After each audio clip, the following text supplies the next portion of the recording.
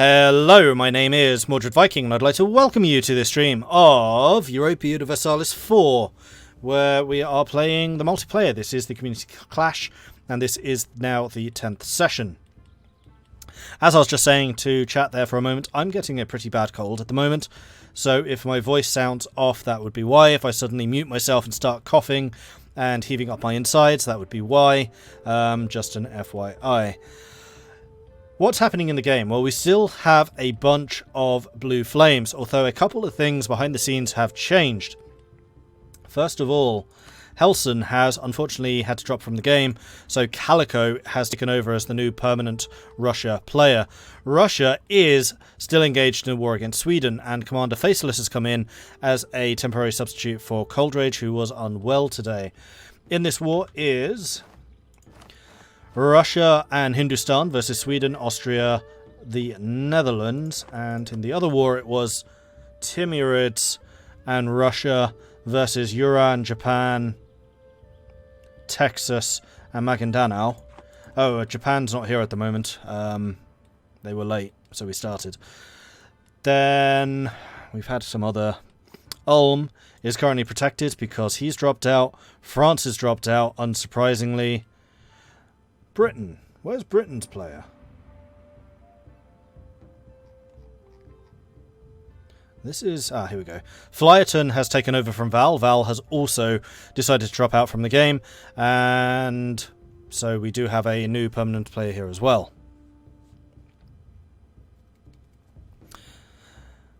And sorry, yeah.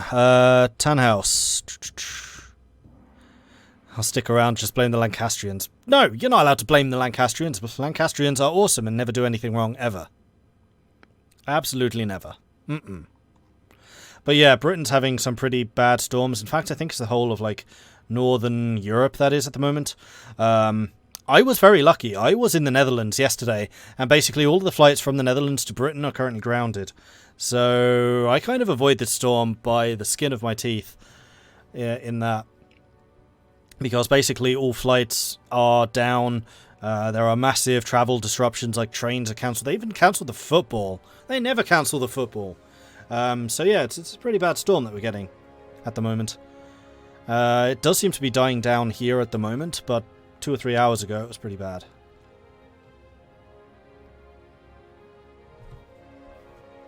Texas has come Chundle, no Hottle, like all of Texas should be.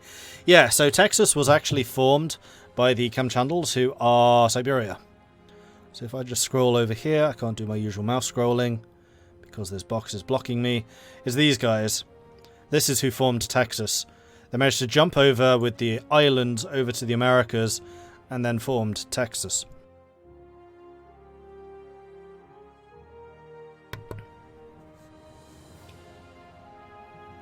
Weather can't be that bad. The Geordies still haven't put on anything with long sleeves. Yeah, but that would be a cold day in hell. And it would have to be a very cold day in hell for the Geordies to do that. Football was cancelled in Belgium too. Everything seems to be not kicking off. I was going to say kicking off, but that would be a very bad pun. So not kicking off. What else did we have happen last time? We did have the emergence of the United States. So after the Spanish player was banned from the game for nation ruining, we did manage to salvage a part of the Spanish Empire, which is now, or which was then the colony of Mordecai, which Midgeman's taken over, and last session did form the United States of America. So we got the USA, Texas, bits of Canada, Brazil, which was the nation formerly known as Portugal. There we go, now I can actually have a look around. The Incas over here. We have Sweden starting to colonize. We have little Hamburg outposts all over the place. We even have some Ottomans over here. That I had not realized. Oh, of course, the Ottomans took all of Spain's colonies. Yeah. So after Spain nation ruined, the Ottomans basically swept in and took all of their stuff. Which is why I have such a big problem with nation ruining, because it changes the balance of the game for everybody else in the game. The Ottomans kind of swept in really early and managed to make a bunch out of that. So an already strong nation has become even stronger because of it. Which is why, again, I have such big issues and why I'm so pissed we couldn't kick him. Alright, Mord. Hi. I'm here to let you know what the peace deal is. Okay. Okay, so first off, PLC is getting 2 of his provinces back, so he's getting part of Lithuania. Sweden is keeping the Finnish lands, and in exchange, I am helping Russia economically recover. Okay. Yes. And the East is having their own peace deal. I'm not fully privy to that. And this is the Netherlands and Austria talking right now. Yes. As well as Sweden. There's also another component of that peace deal, but that's going to have to wait for Poland to come back. But because with Helsin leaving, the main deal for this, main reason for this war was over, because this war mostly started over Helsin's rather not so great method of treating his neighbors. Mm-hmm. So, like for instance, threatening Hamburg to kill Hamburg over 7 ducats. Yeah. So like the constant I'm gonna fucking kill that guy stuff too. Was what this is about. And between that, him angering PLC, Sweden wanting Finnish land for obvious reasons, Helsin had kind of angered all of the H individually. So, and at this point, but since Calico's in it, we were willing to like step back and give him a shot. So, okay, yes, more than you did to France then.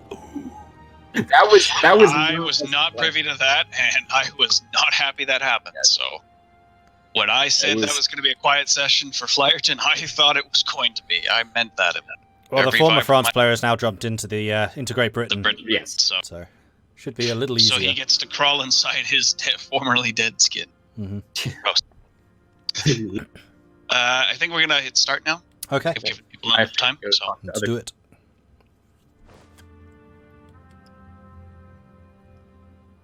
Okay, so the other thing which is going to be happening this session is there will be a what's it called? Giveaway. At some point when Marshall decides it is time for the giveaway, we will do a giveaway. I will explain what exactly is going on when Marshall says it's time. And also what the keyword will be. And it's a good one. I'm quite impressed with myself and the choice of this particular keyword. What's happening in Spain? So Spain is currently majority owned by the Ottomans. Tunis is here, Andalusia is here, Papal States are here, and so is Brazil. I mean, Brazil mostly climbed into the old skin of Portugal because Portugal basically became Brazil, and then retook the Portuguese homeland for the Brazilians. But yeah, there's definitely been a bit of a subdivision, and I do wonder if this is the Ottomans potentially stepping on a few people's toes. I have a feeling it might well cause some friction with the HRE players who are now going to be feeling somewhat, at least, surrounded here. But then again, with the wars that they were fighting against Russia last session, I'm not sure that the HRE is going to be in very much of a position to be fighting, because Austria has no manpower, Prussia actually does. Prussia's come out of that looking remarkably strong, actually. Commonwealth is mostly recovered, which is, again, quite impressive, because the Commonwealth had taken a bunch of land. Ooh. We have got Blue Flames. Japan versus Shan. Japan is a player, so Japan wasn't here at the very, very start, but has since hot joined in. So we've got Japan and Maguindanao, who is their player vassal, currently going up against Shan. This is the Japanese reconquest of Kelantan. Where is Kelantan? Aha, Malaysia. So there seems to be a little bit of a disagreement about who exactly should own Malaysia. I do wonder if this is a friendly exchange of territories, although judging by the ships right there retreating at the moment, I don't think that this is. And here we go. We have got Sir Striker coming in. This is Poland, at which point we will have all players who are supposed to be here actually here. Is Poland a puppet? Nope. Poland is independent.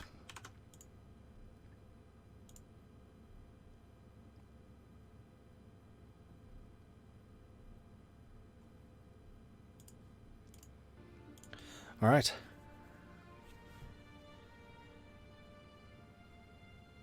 The HRE is still scared about the lake. They aren't going to fight the Ottomans.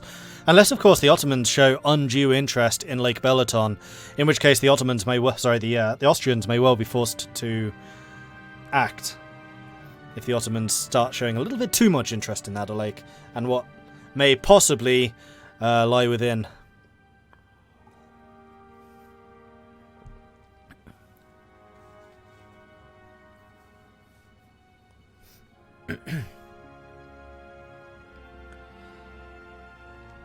So we should be good to start very, very soon. Soon as Striker is in. Okay, we are now all present and correct. So if we just switch over to, let's say actually Japan, we can see a bit more from them. The Shan Navy, I think, was just defeated. Was that what I was seeing? Yes, it was. So this is the Shan Trade Fleet. That's just 22 light ships, no heavies. I wonder if Shan has any heavies.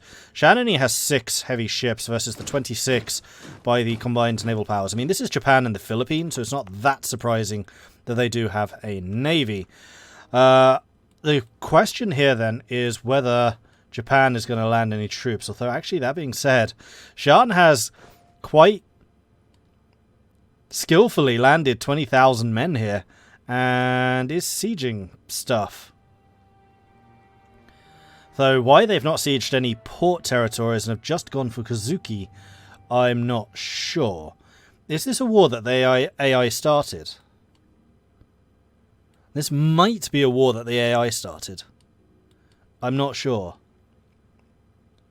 Time is moving again. We do have Japanese galley fleets on the move. We've got the Korean sitting in Korea. There is a small Japanese army here on the capital. We do have the Shan transport fleet sitting here in Tokai. Maguindanao doesn't seem to be making any hostile moves. Shan has another 20,000 sitting over here on the coast. Yeah, I suspect that this was probably AI.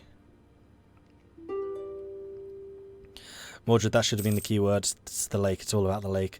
That would have been a good idea, but I still quite like my idea for the keyword, which we will be revealing later.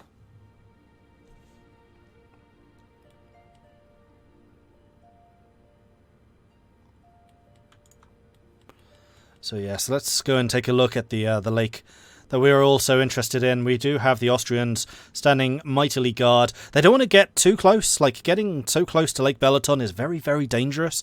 So what Fuhrer is doing here is very, very clever. Sitting in Pest, sitting in Wien, Chin, Belaton.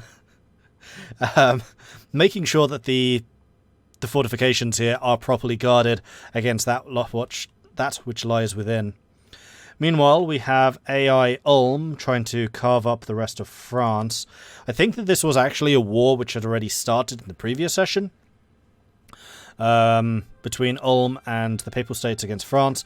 It looks like the Papal States have since withdrawn, and this is now just Ulm and Ulm's allies. But France really doesn't have a huge amount still going for it. And actually, this would probably be a good opportunity to say, if anyone wants to play and come in as a substitute for this session, then Ulm is currently available, and you will be able to sub in. The Ulm player has quit, so it is a nation which is up for grabs. And I would kind of prefer that it did, rather than going by the wayside. Huzzah! Cubic! Thank you very much for the 13-month resubscription. Very much appreciate the ongoing support. Thank you. Coming in 13 months. Thank you. That's awesome. And I'm just sitting here with my Lemzip, trying not to cry because throat pain. Ow. Meanwhile, all of the players are currently at peace. So it looks like the United States has actually successfully managed to fend off the encroachment from Cree. Which I'm not sure where they are. That's Choctaw, Osage. I think they must have eaten Cree. And how's the United States looking? They're making a bit of money. They're mostly out of manpower. They do have... Oh, only one loan. That's actually a lot less than I was expecting. The United States is actually looking pretty decent right now. Technology-wise, okay, technology-wise they're quite far behind, especially in Diplo. Military, they are ahead of time, so they are looking pretty decent from that standpoint. That's a point. French Canada is probably going to get independence from France. So we might well see an independent Canada here. Canada, Texas, United States, Brazil, Inca. With Pirate Vinland being the only true colonial nation.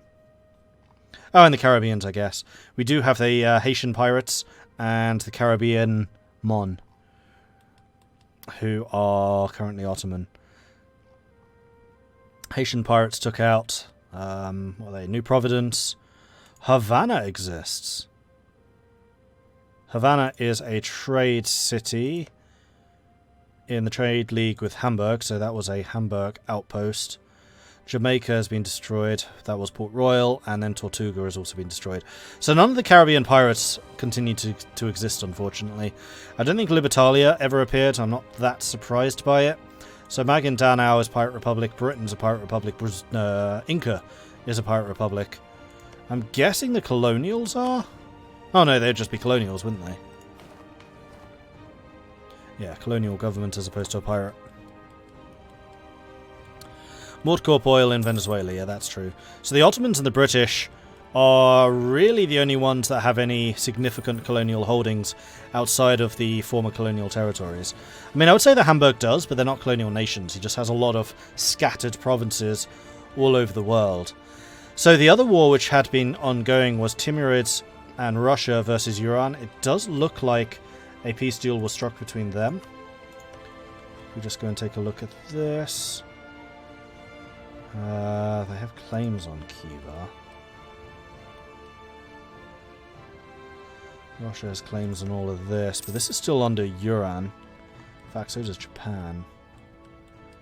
I'm not sure what changed hands. I think the Timurids must have just taken some territory. Yeah, Timurids took all of this. So that massive war was over 3 provinces. Wow. So many people died for 3 provinces. I mean, they're pretty good provinces, and they got the Fort of Kashgar, which is extremely strategic. It basically controls the Himalaya crossing into the Iran territories proper, and it is a mountain pass. So very nice, very easy to defend against future rivalries between these two states. And now that they've been at war and have been so bitterly fighting, I suspect that this is a disagreement which will continue for a while. Hey, halfway. Tempting, playing as Ulm. Do it. I mean, Ulm is the rightful emperor. I'm sure that Austria might have a thing or two to say about it, but you can't deny that Ulm is the emperor. Alright, so Tunis is currently at war. Who is Tunis fighting against? Tunis is fighting against the remnants of Ethiopia. The mighty state of Ethiopia, which is currently the province of Assosa, and that's it.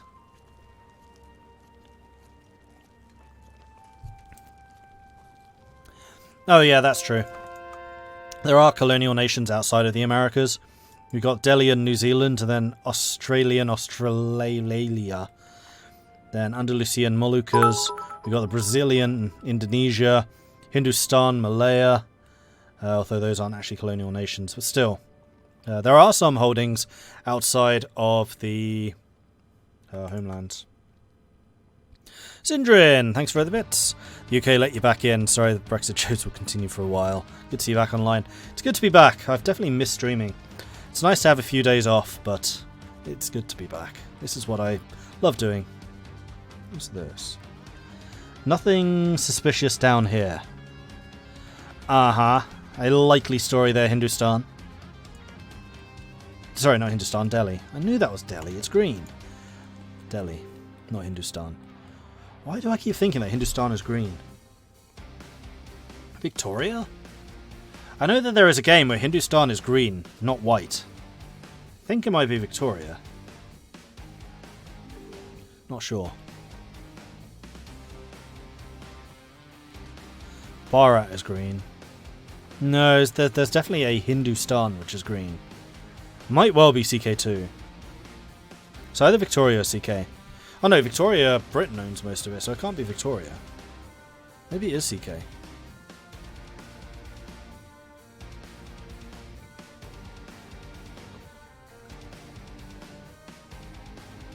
Except CK is Bharat, because I remember I was fighting against Bharat with the Vikings in March of the Vikings.